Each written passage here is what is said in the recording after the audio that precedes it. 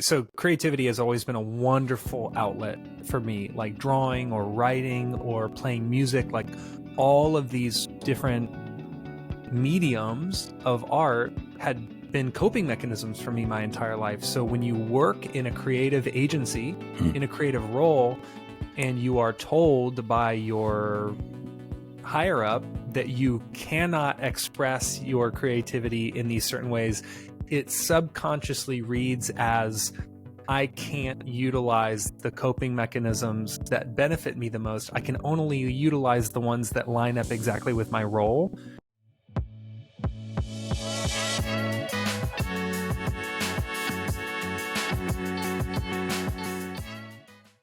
All right, welcome to The Boost, conversations with people promoting mental health. And I am here, as you can see, with Johnny Crowder from Cope Notes and from the band Prison and his TED Talks and all the things that he does. I don't know how he has any spare time, but Johnny, it's wonderful to talk with you today. I can't wait to get into it. How are you doing?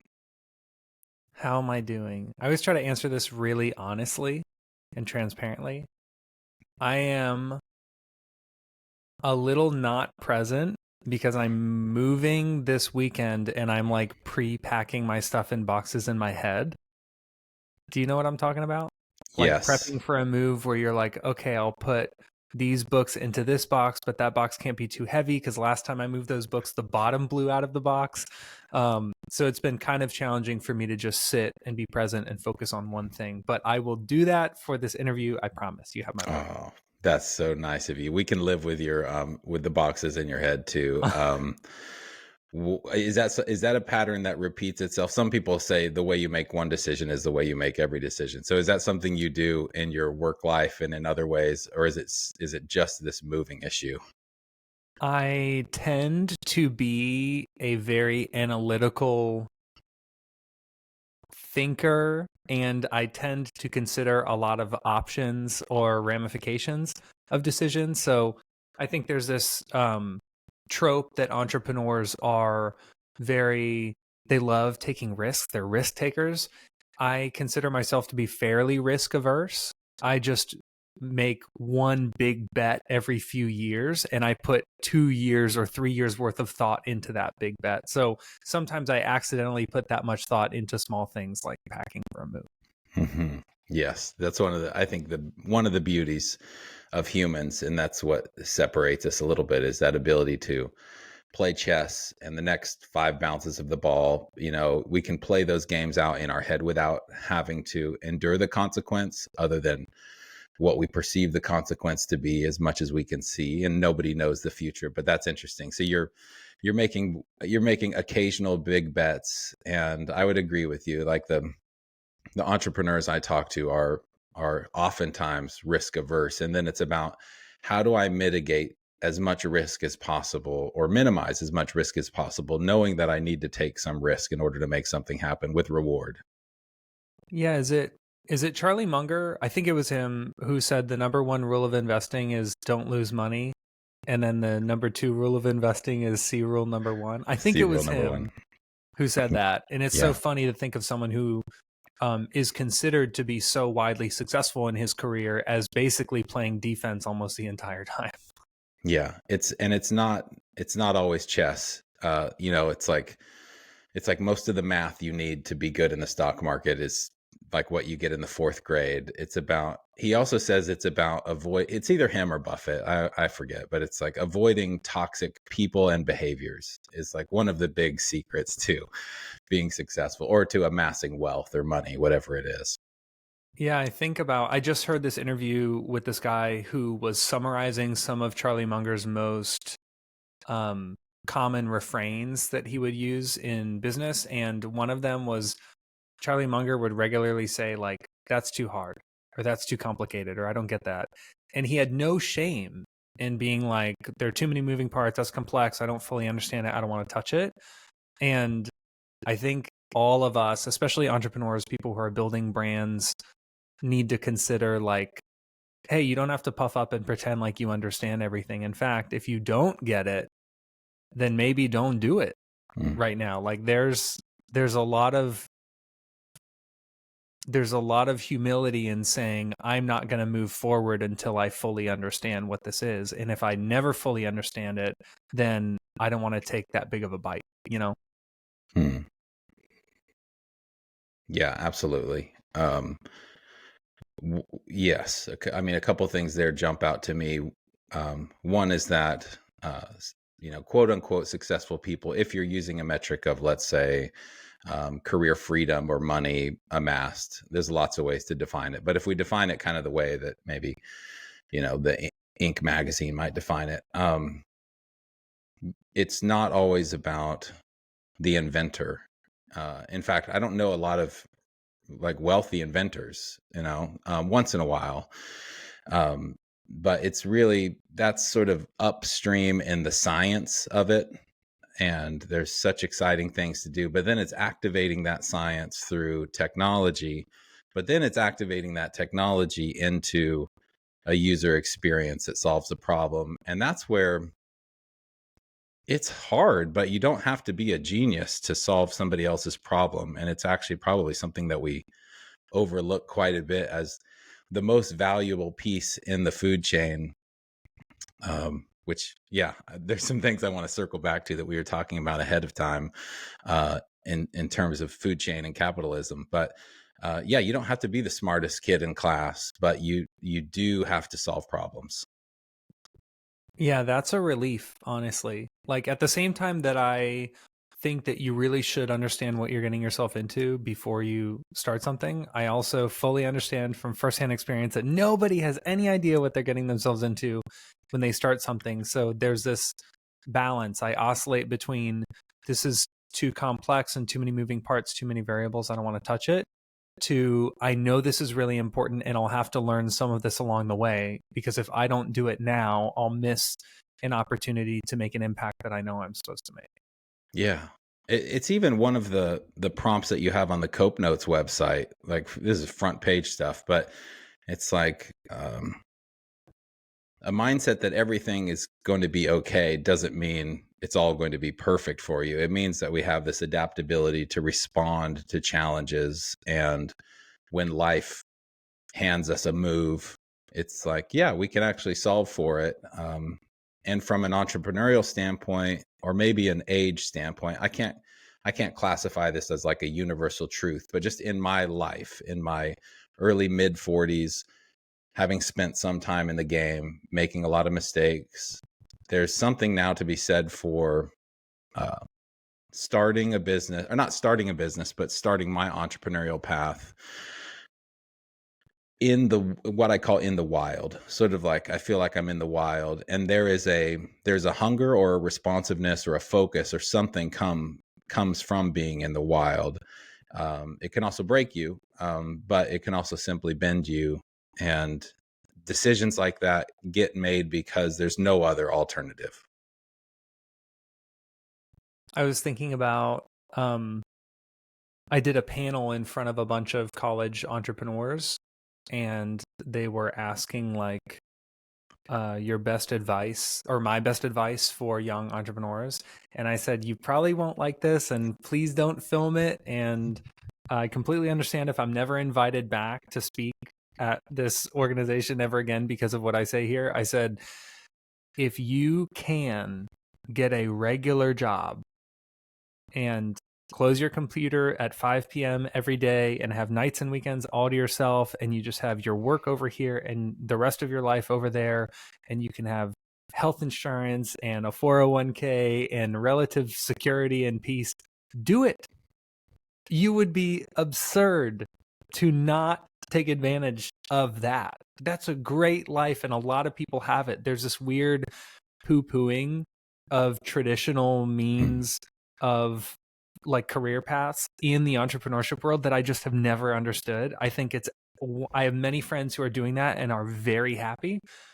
I said, you only start a business if you can't do that. Like, Steve, I'm telling you, I could not get hired for the life of me. And the jobs that I did have, the times that I did get hired, I was not a good employee because I was always doing stuff outside of my job description. Like, I remember I worked at an agency, an ad agency, and I was a copywriter. and I was constantly suggesting commercial themes and design language and themed menus for events that I was writing the invitation for. And my boss always had to tell me, like, stop it. You're doing way too much. Just do what we tell you to do. And I just am not wired that way. So I was telling this group of college entrepreneurs, like, if there's any part of you that can do a regular thing, go do it. Because entrepreneurship, the only way I think you can actually stick with it is if in some way the ships have been burned, metaphorically. You're like, I can't just bail right now and get a normal job because I tried that and it didn't work, so I have to stick with it. Yeah.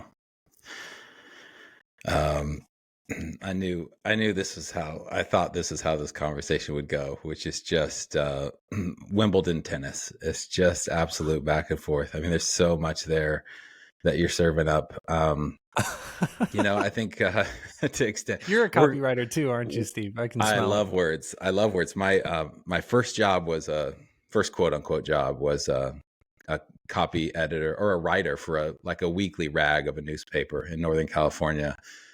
And I was doing sports. And then one day on a Monday, we get a call that the editor of the paper has been arrested multiple states away for a very old charge in his history. And so that's how I got my first promotion. And I loved to write. I love words. I love tinkering. I love overthinking and tweaking words.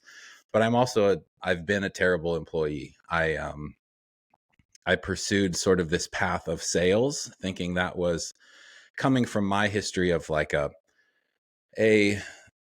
pastor's kid, like not rolling in dough and not a lot of business acumen floating around the house. It was like, well, sales seems like to move from the copy editor role to a sales job makes a lot of sense. And then I just tried to fit a round peg in a square hole for like decades, and it's like, why won't this go? And I got kind of good at it by force. You can jam it in there for a while, but it was just terrible. It was just a horrible fit. And so talk therapy for me, some experiences at a monastery and other places that led me into this realization to move off of the competitive path and onto the creative path. And so I mentioned that because story is important, but also Jordan Peterson is he's a guy who does a lot of thinking, and he says creatives never fit into systems because systems are not designed for creativity. And that's what you were running into as a copywriter. It wasn't that you were a bad person or wanted to steal from the company. It was that systems say, swim in this lane, and that's what we want you to do. And and then the output or the product comes out of that. Yeah, I look at how my mental health journey has tracked with my entrepreneurship journey. And I think that there were times when I worked so creativity has always been a wonderful outlet for me, like drawing or writing or playing music, like all of these different mediums of art had been coping mechanisms for me my entire life. So when you work in a creative agency, in a creative role, and you are told by your higher up that you cannot express your creativity in these certain ways, it subconsciously reads as, I can't utilize the coping mechanisms that benefit me the most. I can only utilize the ones that line up exactly with my role. So moving into entrepreneurship, living with mental illness and symptoms, I realized that the sort of creative whack-a-mole you have to hit with, like, I have to design a brochure, and then I have to work on web copy, and then I have to think of a marketing campaign, and then I have to work on brand voice. And like the fact that you get to task switch between things that are effectively coping mechanisms for a creative person. I'm not saying building a business hasn't come with a lot of stress and challenges, but I'm saying the freedom, the artistic liberty that I get to exercise as an entrepreneur has actually been really cathartic for me.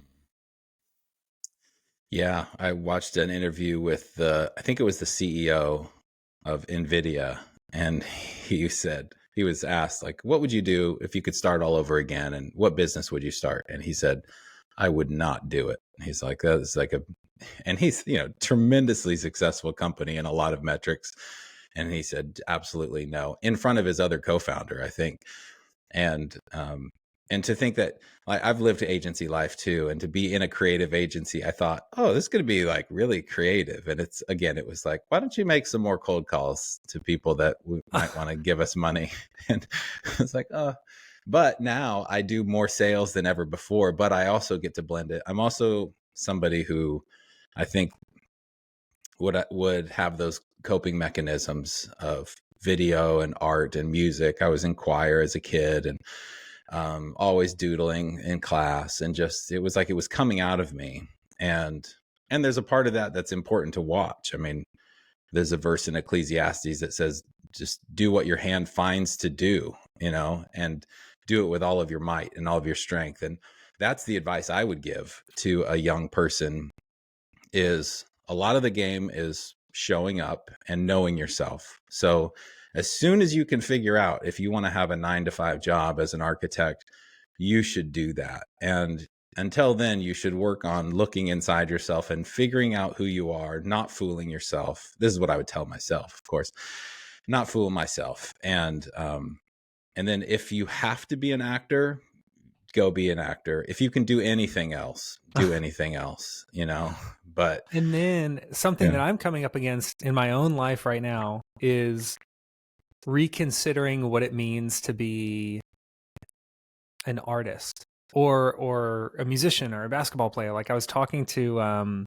my nephew, and he's played around with drums a little bit, with keyboard a little bit, and he's tried singing a little bit, and he's really young. He's like 10 years old, 11 years old. And he draws too. And he said he would say things like, I'm not an artist, or I'm not a basketball player, or I'm not a drummer. And I would just hear those things and think, like, what are you talking about? How do you define an artist? Someone who makes art. How do you define a basketball player? Someone who plays basketball. And then I think, oh no, I looked at myself and thought, like, how many times have I looked at myself and said, well, I'm not really a musician because I've only been doing music for 16 years, and there's other people who've been doing it for 60 years. And you learn that, like, our definitions of being a creative or an entrepreneur or an artist, we allow industry to pollute them and rob us of our identity, which is, our identity is, like, at least in part, someone who makes art or someone who plays basketball. And I want to get better at embracing that in my own life too. That's great. Yeah, we're outsourcing who gets to define us and how they define us and when that gets defined. So maybe your nephew is saying, I'm not really an artist because other people don't call me an artist. And that's very different than us saying, I'm an artist because I get up and I create art most every day that I would define as art. And there you have it. And I'm that's part of what's baked into my soul and myself. And we can be more things than one also. I mean, we're not, part of what we do. It's like, well, I don't know if even that defines us as identity, but those things at our core, and it's funny how your artwork can inform you. Like, this conversation right now is informed by me when my daughter came into the world 8 or 9 years ago, making the dumbest videos you've ever seen in your life. They're dumb, and they taught me how to edit video on my own. So to home roll this podcast and to do most of the post production, at some point I need to outsource it. And I'm talking with people right now because the lighting needs to be better, but it doesn't really matter because those things we did early on, sometimes they get into the mud of our life and they grow in ways that we can't predict how they'll turn out. Yeah, the thing you said about knowing yourself is really interesting too, because a lot of people ask me about recovery, and they're like, what has worked for you? Why is your life different now than it used to be? And I tell them some things that they already know. Like I say, medication helped me, therapy helped me, journaling helped me, exercise helped me, like things that they hear a lot. And they're like, yeah, I figure that would help me. But one of the things that actually helped me is reducing the dissonance between who I have to pretend to be in my life and who I actually am. Because before, I don't know if you've experienced this, but a big portion of my time and energy when I was really not mentally well was used up in pretending that I was doing okay. So if you look at my whole tank of gas, I'm using almost all the way to E to just look normal. Like I figured if I trim my beard and I iron my t-shirts, then I'll look put together enough that nobody bothers me and asks if I'm okay. And then not only do I feel like I don't have to do the work of getting better until later, but also I don't even have enough juice at the end of the day to do the work because I've been pretending. So the more I get to know about myself, the more I get to actively reduce the dissonance in my professional and personal life between who I know myself to be and who I think I have to pretend to be. So once you like start trending towards authenticity in all areas of your life, you find you have more and more bandwidth left to do the important work of getting healthier. Jeez. Yes.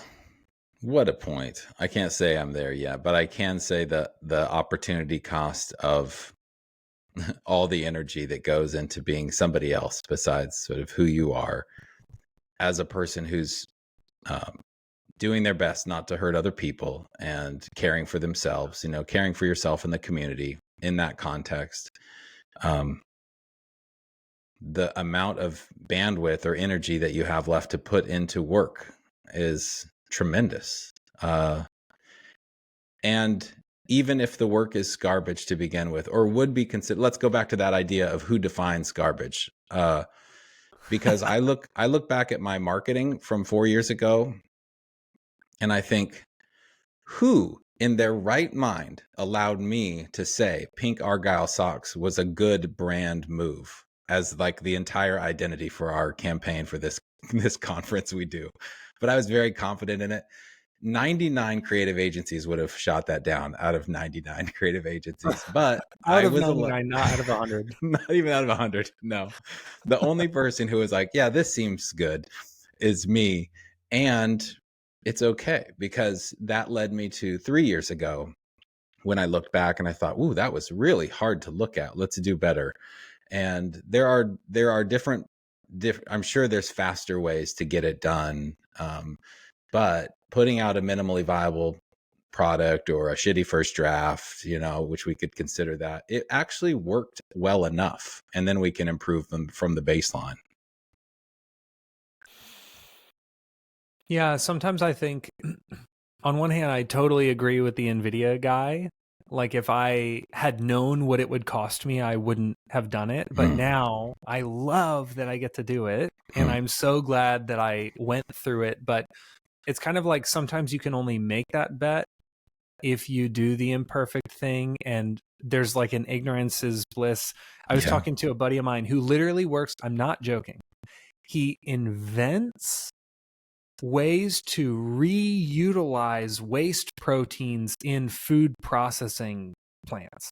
So it's like, and I'm talking, this kid is in his 20s and is like such a next level super genius that sometimes it's difficult to talk to him. So he's doing like one of the most mind-blowing things in like I think he has like a biochem engineering background, and he's like I mean, it's truly mind-blowing what he's doing. You can tell by how poorly I'm describing what he does. And I was talking to him and he said, I think part of the reason why I launched what I launched is because I had this ignorance around what it would cost me and how big the problem was. And I thought, well, why hasn't anybody done anything about this? Which is like 99% of people who start things are like, how come no one's done this? And then we don't critically think through all of the wonderful reasons to not start the thing, of which there are many. And I think some of that, it's weird how we have like this sense of, especially when it comes to mental health, we have this sense of, or at least I had a sense of certainty that I could only get this much better or not at all. I was like, my chart of my mental wellness could either go up slightly, it could stay the same, or it could go way down, and there's no bottom to how Yeah. low it can go, but there's a Mhm. ceiling, and I'm basically almost there. I had a certainty about my limitations, but then when it came to business, I was like, who knows? It could be a huge thing. It was like, where's that same certainty? Like, why am I like, sky's the limit if I start something, but then with my own health, I impose these self limitations with a sense of certainty that's just as ill-informed as saying, if I start a company, it'll be worth $1 billion. Like, you and I don't know that, you know? Mm. Yeah. That's so let's see. So you sort of have, or when you started, you had this sky's the limit, asymmetrical upside to what you were doing. Like, there's some problems I'm solving, gonna do it in huge ways. Don't see a lot of impossibility ahead of us. But then in your mental health journey, it was the opposite. It was like, oh, maybe fractional marginal wins, asymmetrical downside, certainly. You lose your job, you lose your family, things spiral down hard on a logarithmic scale. But going up was sort of a perception, like it's just kind of baby stairs, baby steps. I think that's cultural. Like, if you think it's a marketing issue, if you think about the stories of entrepreneurs, the most publicized stories are the ones where someone came up with an idea and then it blew up, hockey stick curve, and now they're on the cover of Forbes. You can throw a rock and hit a story like that. Hmm. However, there are maybe 1/50th of as many stories of people succeeding in their mental and emotional wellness journey in that way. And instead, you can throw a rock and hit a story of someone who spiraled and hit rock bottom in their mental and emotional health. So it's the concentration of lookalike stories in entrepreneurship and your personal mental wellness journey that are so mismatched that you have this skewed data set that you're pulling from and then projecting onto your own life. Yeah, because you can also throw a rock and not very far. Like, you could just throw a rock just as far as your arm could throw, and you could hit somebody who started the business and failed, right? I mean, you talk a lot about, oh, and I would love for you to talk about this. This was from a previous conversation, sort of the idea of 3 years and 1 day in terms of the birth of a company. But we don't tell those stories. So it's all the untold stories. And it's the same in hospitals. Like, we hear the survival rate. We don't really have a full picture of like the non-survival rate, let's call it, based on disease or other factors. But we don't get the stories in media or on television of I kind of got better, or I improved, or I'm making massive strides that have sort of left it behind. And that is part of a residue we have around, I mean, it's such a complicated topic that I can't say I can even encapsulate it, but the opportunity for us to, like Jung says, look inside and awake instead of look outside and dream. The one who looks inside awakes. And then if you start operating from working from the core and making incremental changes and improvements, that those concentric circles around the growth we have, that is logarithmic growth. That is the Fibonacci kind of growth that we actually strive for, but we don't get those stories. Yeah, I also find it interesting that, like, if someone says, oh, I went from 0 to 1 million in my business, and I'm just using that as an example, some type of success in entrepreneurship, we say, congratulations, how'd you do it? But then if someone, check this out, and I've experienced this firsthand, if someone gets better in their personal wellness journey, people say, well, they're probably faking it. Are like, well, yeah, they're really, but I knew them before. I know how they really are. And it's like, we don't even buy change when it's presented to us. We say, well, I knew that guy 6 years ago, and that guy's a mess. I can't believe he's trying to make it look like he's better. Like, is it more unbelievable that over 6 years of treatment, this guy's healthier than he used to be than some guy inventing something in his bedroom and going on the Forbes list? Like, no, it's actually way more believable that the guy who was in treatment for 6 years got better. But the way that we interpret these stories is like so covered with internal bias, you know? Yeah. Internal bias and a reticence to change. You know, it's like the wheel is still spinning on this story that you were living 6 years ago and was true then. And we don't want to let go of those stories or think that people change. That's like one of those root questions, you know, like, is it love or money? Is it beauty or science? Like, do people change or do they not change? And once we have somebody tagged or flagged as like this person does X in the dossier, that we don't change that very often. I picture it. So I've never played Dungeons and Dragons. So I'm probably not going to make any sense by trying to use this analogy. Oh, I can't wait because I haven't either. But where you're going to run with this, wherever Okay. it goes. So in Dungeons and Dragons, from my understanding, you pick somebody, you pick a player, like an archetype. You're like, I'm a wizard or I'm a mage or a healer or whatever. And then you play as that character until you die in the game. Like, you don't just, like, at least to my knowledge, wow, I'm going to get lit up in the D&D community right now for messing with the rules and misrepresenting the game. But and it's a from what huge I segment understand, of our audience is D&D players. Yeah, it's like 95% of listeners of the podcast. From my understanding, you pick a player, like an archetype, and then you run as that person the entire time, and then you die. And I think that's what we think of ourselves in real life, is like, I was born, and just as real for me, I was born into an abusive household, low income, drugs and alcohol always around, not a safe environment. And I'm hallucinating and self-harming and having all of these serious mental health challenges, making attempts on my own life. And I think what we think is, that's my character, dude. I got stuck with this character and I have to play this character until I die. Now, what's interesting about the D&D analogy, and I'm going off the top of my head right now, so if it doesn't make sense, I trust you and your editors to chop it in a way that makes you sound like a genius. Yes. But from what I understand, if your character dies in D&D, you get to pick a new character. And I mean you. Like, if I'm playing D&D with a group of friends over the course of a year and a half, and 9 months in, my character dies, I don't get kicked out of my friend group. I get to choose a new character and continue playing the game. And I like to think that's what happened in my life, and that's what all of us are capable of. Like, the character that you had can die, and you can get to choose a new character without having to leave the game. I love that.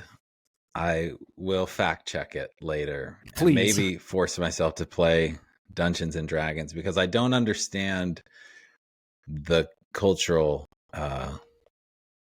tidal wave that was D&D for a while, and maybe still exists. But what a fascinating metaphor and example of how we can that's very spiritual, a very spiritual story, how different characters get torn to pieces and are resurrected or find some kind of second life and are very different than the previous iteration. And why isn't that more of a model compared to, well, these are the cards you were dealt, you know, to use a game board analogy. You just have to play what you was handed to you. And it's actually, no, I can actually die. And I can't source the quote, but it's like, you kind of have to die a few times before you like figure out how to live, some people say. And it's like a popular thing, but it's kind of true. Like, you kind of don't know what you've got till it's gone, but you might get another chance if you're lucky. Yeah, I think one interesting thing about recovery is that sometimes you feel like a new and improved version of your old self, and you have these like very present memories of how things used to be.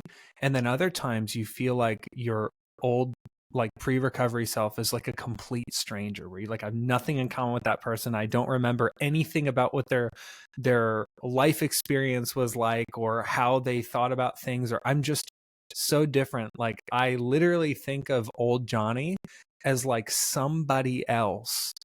And then I got to come in when he checked out, and we don't communicate. So sometimes there's stuff that he experienced where I'm like, yeah, I wish I could ask him, but he's not around anymore. So I'll just have to, it's not always one or the other, but I find that more and more as I get healthier, I feel more and more like a brand new person and less like a cobbled together version of an old person that kind of got wounded along the way. I feel less like a person that changed and more like in Fresh Prince when like halfway through the series there's a new actress for Aunt Viv and everyone's like, are we not going to talk about the fact that that's a totally different person? And like nobody, it's just this thing where everyone kind of accepts, yeah, that's just a brand new person. And I feel that that's what happened. Like I'm a brand new person and someone gave me, oh, and your name is Johnny Crowder and you have a bunch of tattoos and this is how, this is the life that you're inheriting. And I'm like, oh. These are the archetypes, right? So when we look at archetypes, I mean, the first three that come to mind are Pinocchio, turns from technically you could look at him from a distance in a fog and say, oh, there's Pinocchio. But total transformation from wooden marionette to human. Little Mermaid, was a fish human and turns into a person with legs. And maybe one of the strongest is Beauty and the Beast, where this beast person finds love and love transforms him into a prince, maybe the prince he was. Kiss the Frog. I mean, it's endless. And the fairy tales are like the oldest stories that exist for the reason that they are worthwhile. And we write them off as children's fairy tales, like, oh, that's impossible, when like hiding in plain sight is the secret to life, which is I want to take this down like such an Alice in Wonderland rabbit hole. But we are going to do a second episode on this, but I'm just driving toward love. Like, oftentimes those stories have that component. Like, was there a love for yourself or somebody else that came into your life? And this is getting really personal, so feel free to opt out. But like, is that a component of your fairy tale? For sure. So there are two big factors to this that I think aren't so dissimilar. One is I grew up with I was not convinced that God was real. And if God was real, hypothetically, he's the worst. Because look at everything happening in my life. Like, what kind of good God would have a teenager hallucinating and self-harming? Like, it was just torture, just abject torture. Yeah. So I thought either God's not real, or he is real and he's negligent, or he is real and he's evil. He's like punishing me for something. I have no idea what I did. Solid logic. So I had zero love for God. And that is, we could do a whole separate conversation about this.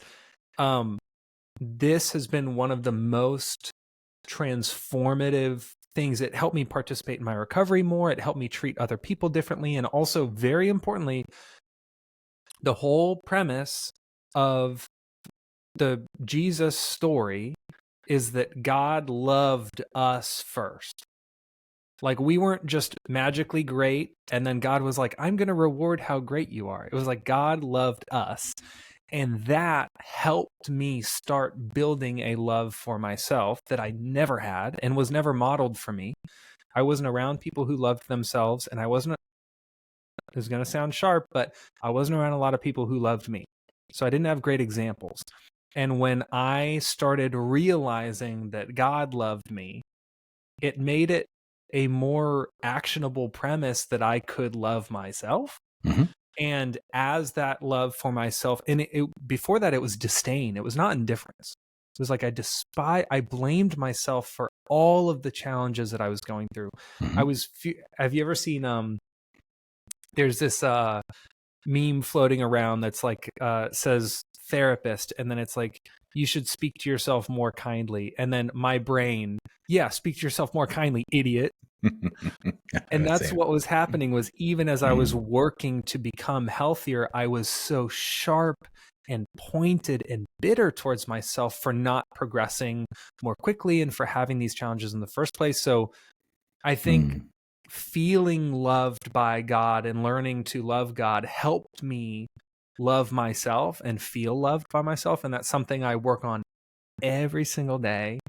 But I do think love is an element, although I've been single for most of my life. So I don't think it would be fair to say that the love in my life that has been transformative has always been the sort of Disney, like there's this beautiful girl and I like whisk her off her feet and we go for a picnic. No, a lot of this stuff has been like me spending time with myself or reading or thinking or asking other people who are further along than me in their recovery and their faith journey for their input to unravel the spite that I felt towards myself and others, and underneath that, how to repair the sense of love that would drive me to participate in my own Mm. recovery, because I felt like I deserved to feel better. And thank you so much for sharing that. Um, those stories, and we get tricked into this. We get tricked into thinking that love means we've found some other person. Love and the meaning of those stories, it just struck me when you were talking, might mean something similar to Carl Jung's idea of, a let's just say a typical gender male having an anima within him, which is a counterpart female character, and that a gender female may have an animus, a male character within her that is like full completion and full love of yourself, and that we've rejected that counterpart to ourself. And so your journey of love, realizing that a God has done the worst thing, most painful thing possible, which is to send your son away to die, and has a love that endures endlessly, forever for you first, and then for us to find a completion within ourselves of this fairy tale, which is like, oh, I'm actually a completely different person than I was before, and a whole person, and then can love other people. Like it radiates out from that. That's maybe part of that lesson that I'm learning right now today. Dude, even, I mean, anyone listening who's been through trauma therapy, you've probably heard of the Richards trauma process, which I Mm-hmm. had to go through for abuse. And it was, I'm telling you, first of all, it's long. It's long. It's not like you do a session and then you're done. Dude, it's like it is not a one and done thing. And also it's so extraordinarily challenging. Like one of the hardest things I ever did in therapy was this process. But it allowed me to, importantly, back to your love point, it allowed me to love and feel compassion for this child of myself. Like, because like I said, I feel different than my younger self. I feel like a totally separate person. It doesn't feel like me loving myself. It feels like me loving this scared little child that was experiencing so many awful things that he didn't bring on. Like what's a 6-year-old going to do to cause that type of thing to himself? You know, the Richards trauma process forced me to look at my younger self as a totally separate person with compassion. The way, if you found out that some random 6-year-old you're sitting next to on the bus was experiencing what I was experiencing at 6 years old, you would hug them, you would pray for them, you'd be like, how can I get you to safety? What can I do? And I had looked at my younger self as like, clearly there had been something I had done to Sure. deserve what I went through. And Yeah. that was a big thing in allowing me to love myself, was viewing my younger self with compassion and being like, oh dude, it's not fair what's happening to you. And I'm so sorry that it is. And I had never said that to myself, you know? That's wonderful. I know we're coming up on time. That reminds me of a Ukrainian artist who was featured at Burning Man a few years ago. And it was like two giant wire frames of what looked like adults facing away from each other. And you could see through them. And on both of them, inside both of them, there were these two children, maybe toddler age, kind of trying to reach out through the other one. But the structure of the man, or the structure of the adult, rather, I should say, forbade them from doing that. You know, it kind of was a cage. And so for you to have old Johnny and child Johnny, and that these, you can identify with them and give them sympathy and love across time, is healing. It was just beautiful. Thank you for being on. Normally we do this like virtual hug, shameless plug thing. We just didn't need those tropes. Not that we've always needed them, but I just wanted to have this conversation with you. I've just so enjoyed it, and I've felt it's enriching to me. So thanks for being on. Yeah, I feel like I learned enough in this conversation to write a book, and I will probably do that. So thank you.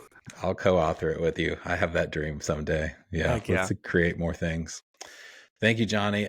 Tell us quickly, where do people find you for your keynote and Cope Notes and things like that? Yes, to try Cope Notes for free. Oh, Cope Notes, we send randomly timed text messages that interrupt negative thought patterns and train your brain to think healthier thoughts. So if that sounds interesting to you, you can try it for free at copenotes.com, or get a subscription for your friend or family member or your nonprofit or your school district or your company, whatever. That's copenotes.com. And then if you want to book me as a speaker, I can come to you. That website is johnnycrowder.com. Pretty easy to remember. And then I'm probably most active on LinkedIn. I sometimes use Facebook, and Instagram. I'm on there sometimes as well. So LinkedIn is Johnny Crowder, Facebook is Johnny Crowder, and then Instagram is Johnny Crowder Loves You, because I do. Brilliant. All right, we'll put those links in the notes too. Thank you, Johnny. Of course, bro. This was awesome. It was. Have a good one. Talk to you soon. Adios. Bye.